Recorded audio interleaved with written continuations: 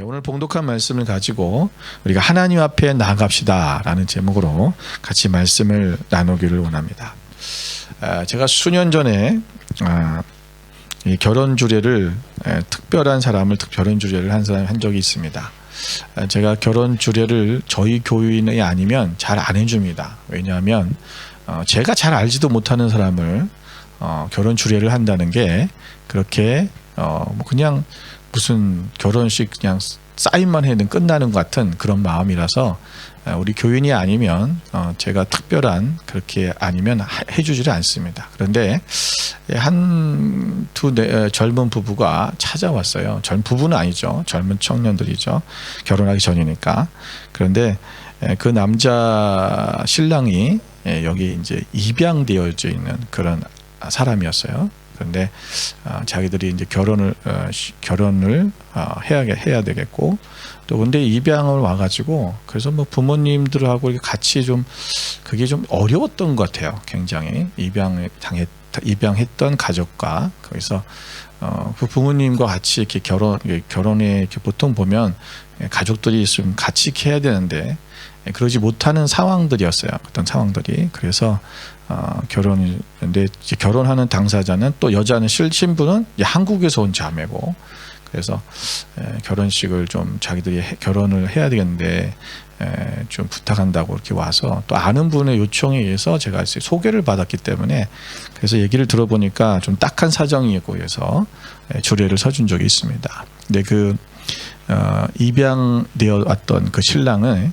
이제 결혼식을 끝나고 내년에 한 해 그 다음에 이제 한국에 가서 자기의 그 진짜 부모님을 찾고 싶다. 그래서 한국을 가려고 한다. 이런 얘기를 들었습니다.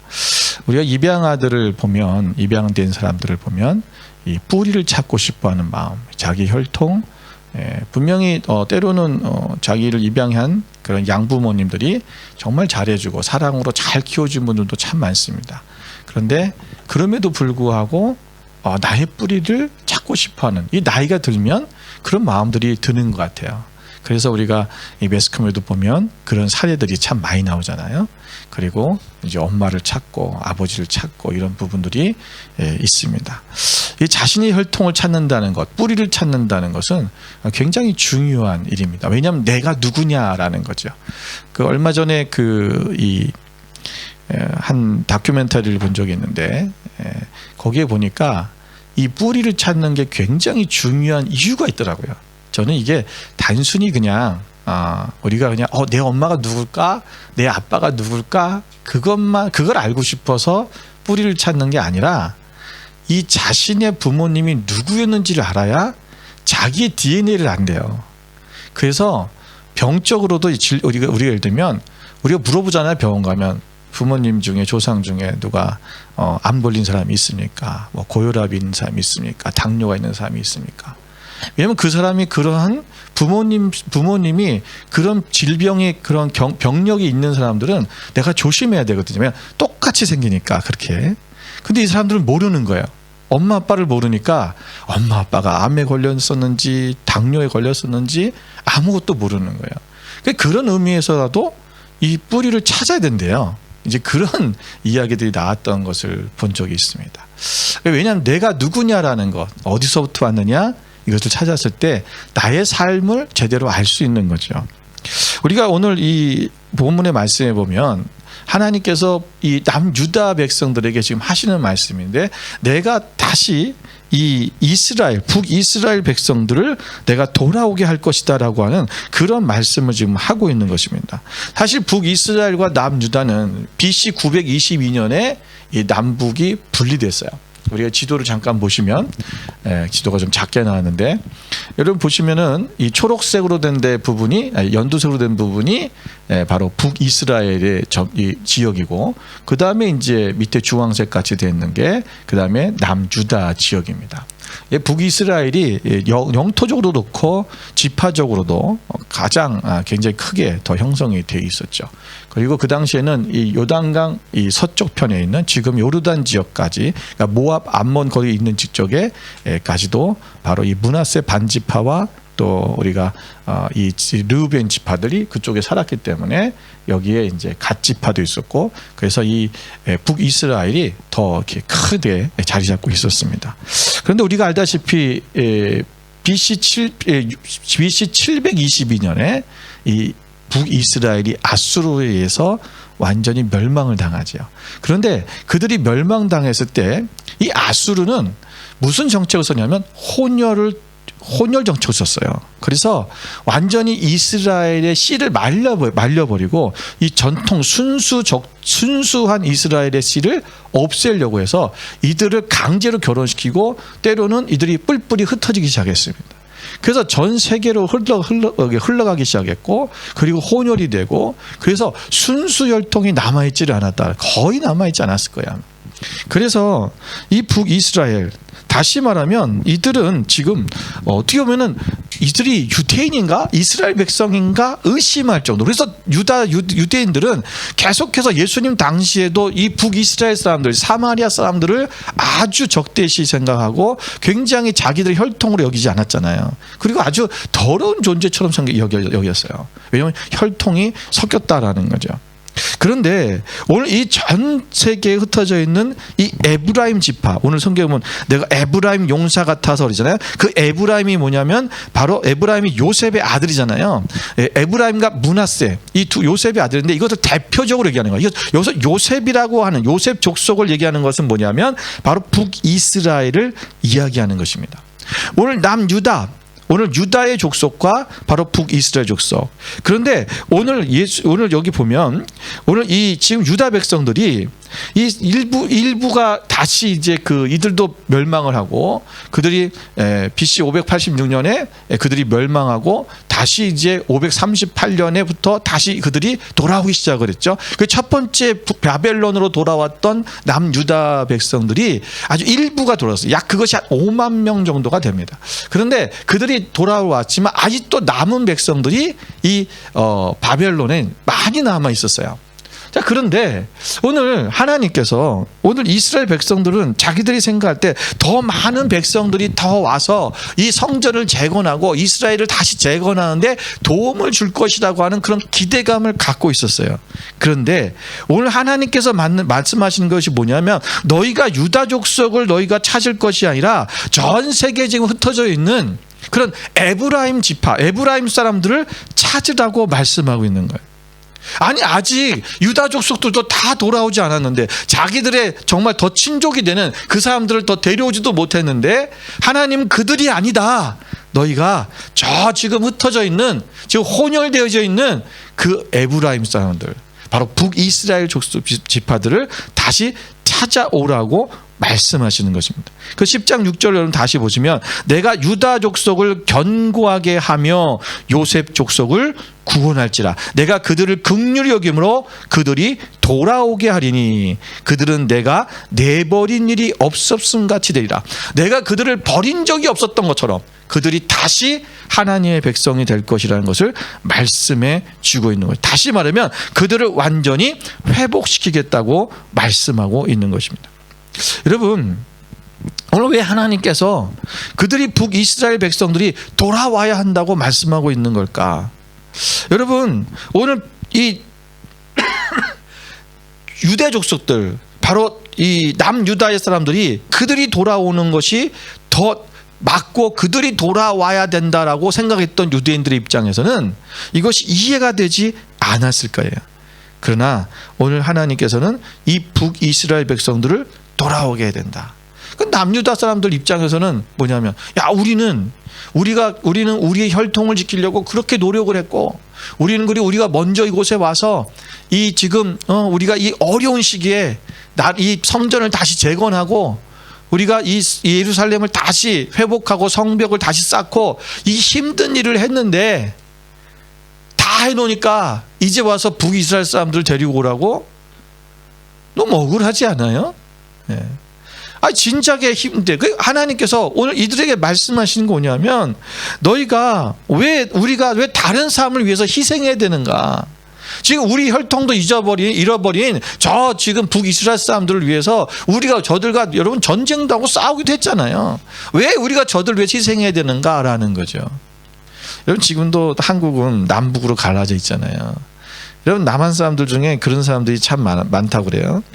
여러분 북한 사람들이 탈북을 하고 한국 땅에 오면은 여러분 그들의 생활비 또 그리고 그들의 정착비를 주잖아요. 심지어는 여러분 정부 주택도 줘요. 예. 우리 한국 사람들은 여기서 태어나서 여기까지 그렇게 열심히 일을 했는데도 집 한 채 살지 못하는데 그들은 뭐 정부 주택이긴 하지만 그런 주택 아파트를 준단 말이에요. 저들이 한 게 뭐가 있냐는 거죠. 왜 저들 위해서 우리 희생해야 되는 거예요? 우리가 된 세금으로 왜 쟤들을 먹여 살려야 되는 거죠? 그 우리가 뭔 잘못이라는 거예요. 그들이 다 옛날에 다 적군이었잖아요. 같이 싸웠던 6.25 전쟁 때 어쩌면 그들의 조상이, 그들의 할아버지가, 그들의 아버지가 우리 할아버지들을 죽이고 우리 할머니를 죽이고 그럴 수 있잖아요. 이게 이런 거 어떻게 보면 이런 생각인 거예요. 이게 지금 우리나라와 이 북이스라엘과 남유다의 이 모습이 참 비슷해요. 여러분 우리가 지금 잃어버린 지금 우리의 유다 족속들도 그들을 먼저 데리고 오고 그들을 먼저 회복시키는 것이 우선인데 왜 저 북이스라엘 사람들을 우리가 데리고 와야 됩니까? 저들을 왜 구원해야 됩니까? 라고 이렇게 반문할 수 있다는 것입니다. 가끔 우리가 선교사들이 선교를 나가거나 그러면 막 옆 주변에서 이런 얘기를 하는 사람도 있어요. 야, 니네 종족도 니네 민족도 전도하지 못하면서 뭔 딴 나라까지 가서 전도하려고 그러냐. 그리고 우리가 어떤 때는 보면 야, 네 식구들도 전도하지 못하면서 뭔 딴 사람을 전도하려고 그러냐. 이런 얘기를 하는 사람들이 참 많아요. 여러분 만약에 그 옛날의 선교사님들이 이런 생각을 했다면 우리는 아직도 복음을 듣지 못했을 거예요. 우리 한국 땅에 여러분 정말 그 당시만 해도 사람들이 알아주지도 않은 그런 땅, 그들의 서양인들이 봤을 때 미개하다고 생각했던 그 땅에 여러분 그 먼 곳에 그 험난한 바다를 건너서 그 배를 타고 한국까지 와서 복음을 전해준 선교사님들, 여러분 그들이 야 우리 민족부터 내가 우리나라 사람들 내 가족들부터 먼저 전도해야지라는 생각을 했다면 여러분 그들이 오지 않았다면 우리는 복음을 듣지 못했을 것입니다. 여러분 오늘 우리가 하나님 앞에서 이제는 우리가 이 가족이라는 개념이 좀 바뀌어야 됩니다. 내가 핏줄이 섞인 그런 것이 가족이 아니라 이제는 우리가 하나님 안에서 하나님 나라 안에서 함께하는 것, 하나님의 뜻을 함께 행하는 사람들, 바로 그것이 바로 가족이라는 거죠. 예수님께서 말씀을 가르치실 때 예수님의 가족들이 찾아왔어요. 그때 사람들이 얘기하기에 예수님의 가족이 찾아왔습니다 라고 얘기했잖아요. 그때 예수님께서 뭐라고 말씀하셨습니까? 마태복음 12장 50절에 이렇게 말씀하셨습니다. 누구든지 하늘에 계신 내 아버지의 뜻대로 하는 자가 내 형제요 자매요 어머니이라. 하나님 아버지의 뜻대로 행하는 자가 가족이라는 거예요. 새로운 가족의 개념을 말씀해 주고 있는 겁니다. 오늘 유다 백성들 중에서도 극히 소수만 돌아온 이유가 무엇입니까? 바로 다수의 사람들은 바벨론에 아직 정착해서 그들이 살고 있었어요. 그들이 그 정착에 살고 있었기 때문에 그들은 어떤 사람들은 거기서 너무 잘 살고 있는 것 수도 있어요. 돌아갈 필요가 없는 거죠. 그러니까 그런 사람들보다는 오늘 하나님의 말씀이 그립고 하나님의 그 사랑 가운데 들어오고 싶어하는 그들에게 오늘 지푸라기로 잡고 싶어하는 그 북이스라엘 사람들, 에브라임 사람들에게 복음을 전하는 것이 더 낫다라고, 더 시급하다고 오늘 하나님은 말씀하시는 것입니다. 우리가 인간적으로 볼 때 이스라엘 백성들은 하나님의 백성이라고 할 수 없을 정도로 혼혈이 되어 있었어요. 그런데 그들을 한 번도 망한 적이 없는, 그들을 한 번도 버린 적이 없는 그런 사람들처럼 완전히 회복시키겠다고 말씀하시는 것입니다. 오늘 우리가 하나님께서 어떻게 그들을 회복하시겠다고 하는가, 오늘 말씀을 통해서 우리가 세 가지만 나누어 보려고 합니다. 첫 번째는 용사가 되게 하십니다. 오늘 7절에 보니까 에브라임이 용사 같아서 그랬잖아요. 오늘 이 에브라임, 바로 이 북이스라엘 지파 사람들을 하나님께서는 그들이 용사처럼 생각하신다라는, 용사가 되어서, 그들이 용사같이 되어서라는 거예요. 용사가 되게 하신다는 것입니다. 여러분 민수기에 보면은 우리가 한 노예 민족이 하나님의 나라 용사가 되어가는 과정을 보여주는 성경입니다. 오늘 이 노예라는 말은, 노예는 무엇입니까? 노예는요, 무엇이든지 뜻대로 되지 않으면 소리부터 치고 말아요. 원망부터 하고 또 그 불만을 표출하고 하는 것부터 시작하는 것이 노예의 근성들이에요. 여러분, 이들이 이스라엘 백성들이 모세가 그들을 데리고 광야로 나갔을 때 여러분 그들이 뭐라고 했습니까? 맨날 하던 말이 뭐냐면, 걸핏하며 하던 말이 모세야 우리를 죽이려고 하느냐 하는 거예요. 네가 우리를 광야까지 데리고 와서 여기서 죽이려고 하느냐, 계속해서 그런 얘기를 하는 거예요. 그런데 그들이 40년이라는 그 광야에서 연단 후에 그들은 어떻게 바뀌었습니까? 그들이 적을 코앞에 두고서도 군소리 하나 없이 할례를 받는 사람들로 바뀌었어요. 여러분, 적진을 바로 앞에 두고 할례를 받으면 어떡합니까? 싸울 수가 없는데. 그런데 하나님의 말씀대로 순종하고 할례를 받고요. 그리고 여리고성을 도는데 군소리 않고 여리고성을 매일 한 바퀴씩 도는 거야. 늘 불평하고 불만하고 왜 그러냐, 왜 이렇게 해야 되냐, 늘 그렇게 얘기했던 오늘 이 이스라엘 백성들이, 그 출애굽한 이스라엘 백성들이 늘 불평했던 그들의 입이 다물어졌다는 거죠. 여러분, 그들이 하나님 앞에서 그들의 입이 잠잠하게 닫아지는데 40년이 걸린 거예요. 여러분, 여호수아 1장 10절에 보니까 여호수아가 백성에게 명령하여 이르되 너희는 외치지 말며 너희 음성을 들리게 하지 말며 너희 입에서 아무 말도 내지 말라. 그리하다가 내가 너희에게 명령하여 외치라 하는 날에 외칠지니라. 오늘 하나님께서는 이스라엘 백성들이 그들이 하나님 앞에 온전히 서서 그들이 하나님의 나라를 바라보고 하나님의 뜻을 바라보고 잠잠히 자기 생각을 얘기하는 것이 아니라 하나님의 생각, 하나님의 뜻이 무엇인가, 하나님이 무엇을 원하시는가, 그것을 듣고 주님의 원하시는 대로 나아가는 것. 그래서 하나님 말씀하실 때 외치라 라고 말씀하시면 그대로 외치는 그 삶으로 바뀌어졌다라는 거예요. 여러분, 오늘 우리가 이것이 굉장히 중요합니다. 여러분, 노예와 용사는 완전히 다른 거예요. 여러분, 노예는 명령하거나 때리지 않으면 말을 듣지 않습니다. 그 노예의 소원은 늘 하루하루를 그냥 근근히 무사히 넘기는 거예요. 그냥 살 수 있게끔 넘기는 것입니다. 그런데 용사는 어떻습니까? 용사는요, 편하게 지낼 수 있는데도 불구하고 일부러 어려운 길을 자청하는 것입니다. 그것이 하나님의 뜻인 줄 알기 때문에, 나의 주인 되신 그 하나님의 뜻인 줄 알기 때문에, 자신이 해야 할 일이 무엇인지를 알기 때문에 힘들고 어렵다 할지라도 기쁨으로 자청해 나가는 것, 그것이 바로 용사입니다. 오늘 하나님께서는 이 에브라임, 그들을 용사같이 되게 만드시겠다. 여러분, 그럼 어떻게 용사가 될 수 있을까요? 이런 용사가 될 수 있느냐? 오늘 성경에 보니까 그가 7절에 뭐라 하냐면 포도주를 마심같이 마음이 즐거울 것이요 그들의 자손은 보고 기뻐하며 여호와로 말미암아 마음에 즐거워하리라. 이런 포도주를 마심같이 마음이 즐거워요. 포도주를 마셨다는 건 뭐예요? 술을 마셨다는 거죠. 여러분, 사람이 술을 마시면 어떤 상태가 됩니까? 여러분, 술을 마시면 사람이 마음이 넓어져요. 예, 허허허허해지죠. 그리고 이 기분이 좋아지니까 말이 많아지고 사람이 호언장담을 하기 시작하고, 예, 활발해지기 시작합니다. 여러분, 오늘 이 술에 취했다, 술을 마셨던 같이 마음이 즐거워진다는 것은 뭐냐면 바로 우리가 성령에 취해진 거랑 똑같은 얘기하는 거예요.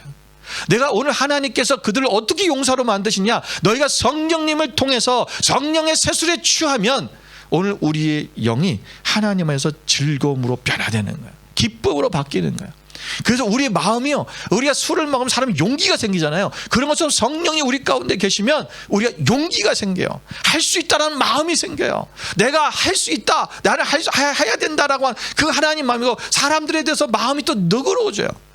저희 아버지가 옛날에 술을 많이 드셨을 때, 여러분, 그 평생 하여튼 참 이상하죠. 정신이 말짱할 때는 우리를 위해서 뭔가를 사온 적이 한 번도 없어요. 근데 술에만 취하시면 뭘 사와. 예. 한 번은요, 우리 아버지가 뭐 별 사오는 분이 아니니까, 우리 아버지 이 도시락 가방인데, 그거를 이렇게 열어서 이제 도시락을 챙기고 이제 했어요. 근데 그걸 아버지가 이제 갖고 들어오면은 우리가 이제 빼가지고 이제 북에 놓으면 엄마가 나중에 설거지 하시고 막 하는데, 이거를 늘 챙기다가 아버지가 늦게 오신 거죠. 술 드시고 늦게 오신 거죠. 그런데 우리가 늘 아버지가 오시면 그거를 챙겨서 이제 도시락을 빼는데 그러면 이제 그걸 못한 거죠. 근데 아침에 아직 일어나니까 이제 아버지가 늦게 오셨으니까 근데 그거를 이제 어머니도 이제 피곤하니까 그냥 놔뒀던 거예요. 근데 거기서 뭐가 이렇게 축축하게 젖어서 있는 거예요. 그래서 열어봤더니 아이스크림이 그것도 옛날에 그 브라보콘 비쌌던 게 그게 그냥 이 녹아가지고 철철 흘러 있는 거죠. 그때 우리가 얼마나 울었는지. 아니 그거를 그 밤에 왜 사갖고 오냐고요. 술에 취하고 사온 거예요. 아니 그러니까 그걸 얘기를 해주면 좋은데 술에 취해서 얘기도 안 하시고 그래 다 녹아갖고 그 비싼 걸 먹지도 못하고. 예. 우리에게는 정말 1년에 한두 번 올까 말까 한 기회였는데 그걸 못 먹었어요. 이러면 사람이 싫으시면 마음이 너그러워지고요. 기분이 좋아지니까 막 사람한테 해주고 펴주고 나눠주고 성령에 취해지는 거예요. 우리의 삶이 그렇게 바뀌어진다는 것입니다. 우리가 여러분 이것이 어떤 뭐 술에 취한 것과 성령에 취한 것은 본질은 다르지만 이 변화를 일으키는 것에 대해서는 비슷한 게 참 많아요. 그래서 우리가 성령에 임하시면 책임을 회피하던 사람이 담대해지기 시작하고요. 자기만 생각하던 사람이 남을 사랑하게 되고 자신의 처지를 비관하던 사람이 현실을 인정하고 감사하게 됩니다. 성령을 받으면 여호와로 인해서 하나님으로 인해서 우리가 마음이 즐거워지고 평안이 와요. 그래서 우리 안에 기쁨이 넘치는 그 삶으로 바뀌어지는 것입니다. 여러분 우리가 지난주에 얘기했던 그 다윗의 세 용사들, 그 다윗이 목마르다 그러니까 그 베들레헴에 있는 우물물을 먹고 싶다는 말을 한바람에 그 적질 듣고 와서 그 물을 오잖아요. 이 세 용사들이 어떤 사람이었습니까? 여러분 사무엘상 22장 1절 2절에 보면 이렇게 나와 있어요. 그러므로 다윗이 그곳을 떠나 아둘람 굴로 도망하매 그의 형제와 아버지의 온 집이 듣고 그리로 내려가서 그에게 이르렀고 환난당한 모든 자와 빚진 모든 자와 마음이 원통한 자가 다 그에게로 모였고 그는 그들의 우두머리가 되었는데 그와 함께한 자가 400명 가량이었더라. 이 다윗의 이 세 용사가 그 용감했던 세 용사가 누구였냐면 이 아둘람 굴에 있었던 400명 중에 한 사람이었던 사람들이에요. 400명 중의 사람들. 그들이 어떤 사람이라고요? 예, 뭐 환난 당하고 빚지고 마음이 원통하고 그랬던 사람들. 다시 말하면 마음에 상처가 있고 삶이 어려웠던 사람들, 그런 사람들이었던 거예요. 그런데 그들이 용사가 되었다. 어떻게 용사가 되었을까요? 그들의 아둘람 굴에 있었지만 그곳에서 다윗과 함께 그들은 하나님을 경험한 거야. 하나님을 예비하는 자. 다윗은 그런 사람이었으니까. 다윗이 믿었던 그 하나님을 그들이 온전히 하나님 앞에 들어가게 했고 하나님께서 그들과 함께 하시자 그들은 용감한 용맹한 용사들이 될 수 있었다라는 것입니다. 오늘 우리도 마찬가지입니다. 우리가 비록 연약하고 우리는 약한 존재일 수도 있으나 그러나 성령님께서 우리 가운데 함께 하심으로 우리는 용사와 같이 될 수 있습니다.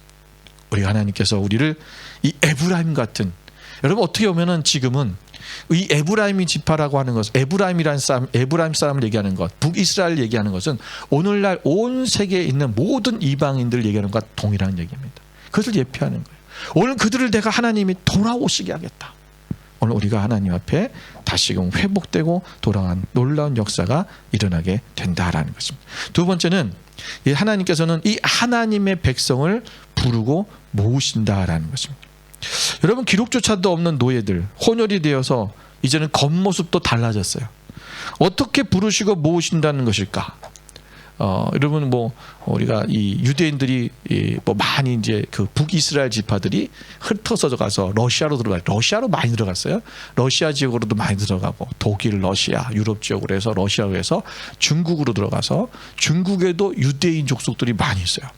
그리고 이것이 이들이 이제 뭐 한국에도 들어온 사람도 있을 거고 흘러서 많이들 전 세계로 뻗어갔을 것입니다. 우리가 흘러가다 보면 점점 혼혈되고 또 혼혈되고 또 혼혈돼서 이 사람이 유대인인지 아닌지 사람들이 잘 모르는 거죠. 예. 그래서 어떻게 누군지를 모르는 거예요. 그런데 오늘 하나님께서는 이 흩어진 에브라임을 불러 모으신다는 것은 무슨 얘기냐면 어떻게 불러 모으시냐면 말씀으로 부르신다는 거예요. 사람들은 말씀이 들릴 때 그 속에서 자신들을 찾고 있는 하나님의 음성을 듣게 됩니다. 하나님의 자녀들은 하나님의 음성을 듣게 돼 있어요.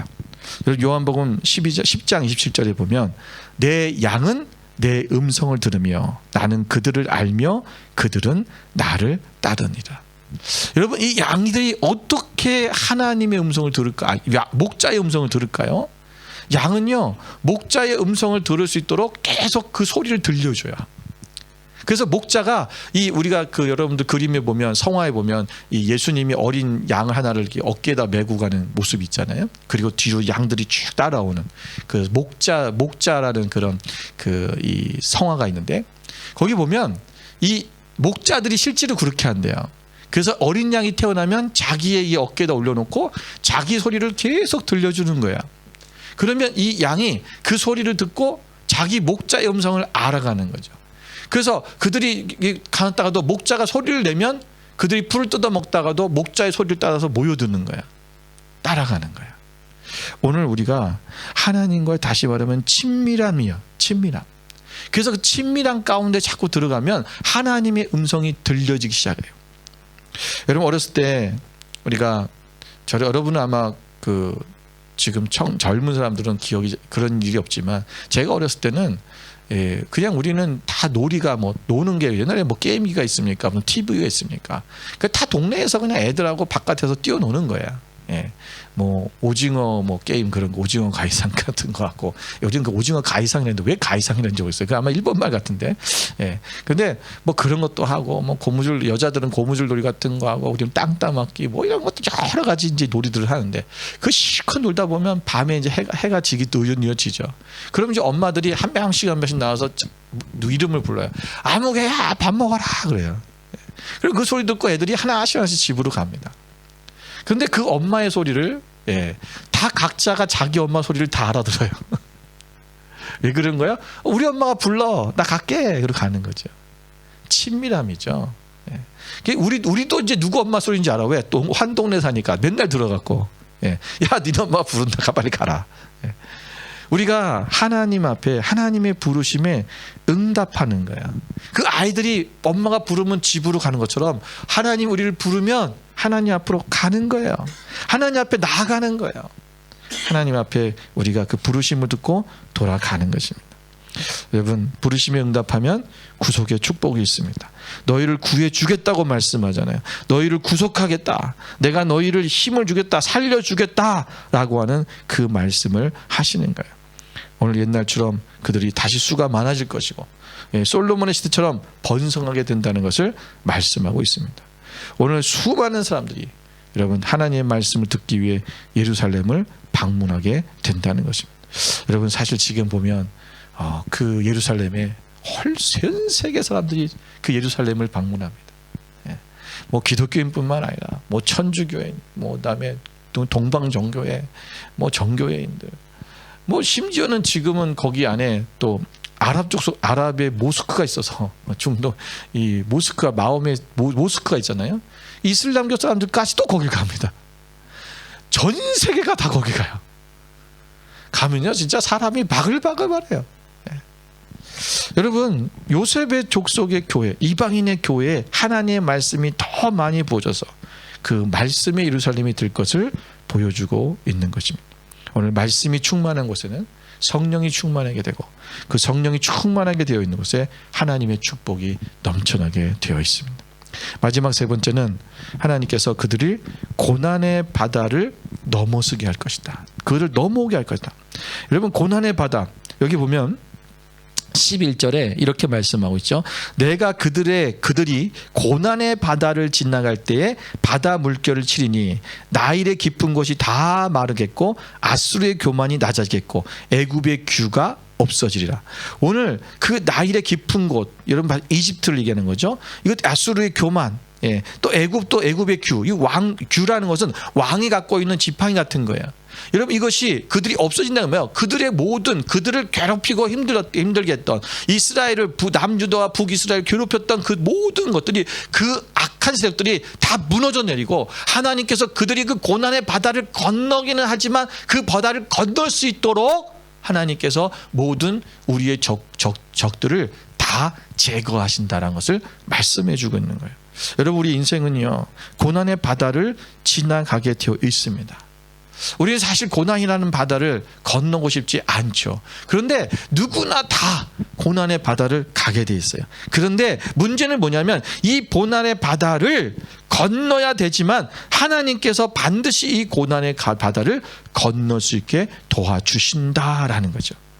오늘 우리가 예수님을 믿는다는 이유로 핍박을 받거나 손해를 보는 경우도 있고, 또 우리가 어려움에 빠져서 어쩔 수 없이 하나님께 돌아오는 사람도 있어요. 그러나 어떤 형태로든 간에 우리가 하나님께 돌아오는 그 과정에서 고난을 겪지 않는 사람은 없지만, 그러나 하나님께서 그들을 반드시 건너게 하신다. 이스라엘 백성들이 출애굽했을 때 막혔던 것이 뭐냐면 바로 홍해바다잖아요. 근데 그 홍해바다를 하나님께서 그들 가르시고 그들을 건너게 하셨어요. 여러분, 야곱은 그가 다시 자기 집으로 고향으로 돌아갈 때 그 야복 강가에서 정말 그가 그 하나님과 씨름을 하면서, 천사와 씨름하면서 결국은 그 야복강을 건너잖아요. 그 고난의 시기, 그 자기의 힘든 마음, 형이 자기를 죽이지 않을까 그런 두려움, 이 모든 것을 극복하고 이것을, 그 고난이 있지만 그 고난의 그 강물을 건너는 거예요. 오늘 우리 인생 가운데 하나님이 원하시는 삶 위해서 반드시 건너야 할 고난의 강이 있어요. 여러분, 세상 사람들은 우리가 하나님께 돌아가지 못하도록 있는 힘껏 막을 거예요. 사단은 막을 거예요. 못 가게 할 거예요. 그리고 우리에게 두려움을 줄 거예요. 너는 건널 수 없어. 얼마나 봐라. 저 큰 파도를 봐라. 네가 건널 수 있나? 너 힘으로는 안 돼. 그러나 오늘 하나님께서는 우리를 반드시 이기게 하시고 그것을 넘어설 수 있도록 하신다라는 것입니다. 12절 말씀을 보시면, 내가 그들로 나 여호와를 의지하여 견고하게 하리니 그랬어요. 여호와를 의지하여 견고하게 할 것이다. 여호와께서 우리를 강하게 하시고 우리를 견고하게 하셔서 우리가 예수의 이름, 다시 말 하나님의 이름으로 나가면 반드시 우리가 그것을 넘어설 수 있다라는 것을 말씀해 주고 있는 거죠. 그래서 우리는 예수의 이름으로 가는 거예요. 예수님, 지금 우리는 예수님의 이름으로 우리를 모든 죽음과 모든 것을 넘어서셨던, 그것을 승리하신, 부활하신 예수 그리스도, 그분의 이름으로 나가. 그래서 베드로와 요한이 성전 미문에 앉아 있었던 그 안진병에게 뭐라고 얘기합니까? 내가 예수 이름으로 일어나 걸으라 라고 선포하는 거예요. 여러분, 요한복음 16장 24절 말씀에도 보면, 다 같이 한번 읽어볼까요? 지금까지는 너희가 내 이름으로 아무것도 구하지 아니하였으나 구하라, 그리하면 받으리니 너희 기쁨이 충만하리라. 예수 그리스도의 이름으로 구하라 라는 거예요. 예수 그리스도의 이름으로 구하라. 그래서 우리가 예수님의 이름으로 구하면 모든 것이 승리되고 모든 것을 넘어서는 역사가 일어나게 된다라는 것입니다. 오늘 유다와 이스라엘 백성들 앞에는 제2의 출애굽이 기다리고 있었습니다. 그것은 과거의 출애굽처럼 물리적인 장소에서 해방되는 사건이 아니라 성령의 능력으로 우리가 죄악의 삶을 떠나서 이제는 출애굽해서 하나님이 기뻐하시는 삶으로 나아가는 출애굽을 얘기하는 거예요. 오늘 우리가 아직 하나님의 원하시는, 하나님을 기뻐하시는 삶으로 살지 못한다면 우리도 출애굽을 해야 됩니다.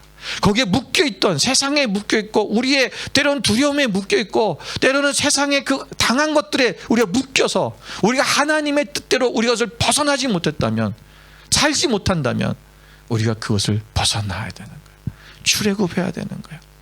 그래야 역사가 있고 하나님의 축복의 가나안 땅에 들어갈 수 있습니다. 하나님은 에브라임 족속보다 더 하나님의 백성이 될 가능성이 없는 우리를 하나님의 백성으로, 아니 하나님의 자녀로 불러주셨습니다. 하나님이 우리를 불러주신 이유는 또 다른 에브라임을 내가 찾아가기 위해서입니다. 오늘 죽어가는 에브라임, 힘을 잃고 흩어져 있는 그 에브라임, 오늘 그 영혼들을 우리가 찾아서 우리도 그들 또한 하나님 앞에서 다시 회복하고 용사가 되고 그들이 하나님의 자녀가 될 수 있도록 우리를 보내주시고 찾아주신 것입니다. 지금 스스로 해결할 수 없는 어려움이 있으니까 그것은 하나님이 나를 준비시키시는 과정일 수도 있습니다. 그 어려움 가운데 하나님을 인정하고 그분만 의뢰하십시오. 그분만 바라보십시오. 그렇다면 오늘 우리의 삶 가운데 솔로몬의 시대보다도 더 번창하는 축복의 삶이 하나님께서 우리에게 부어 주실 것입니다. 오늘 우리가 주님의 뜻을 더욱 하나님 앞에 부르시는 그 앞에 나아가서 하나님 앞에 서서 하나님의 뜻을 이루어가는 하나님의 백성이 되기를 주님의 이름으로 축원을 드립니다. 우리 함께 기도하겠습니다.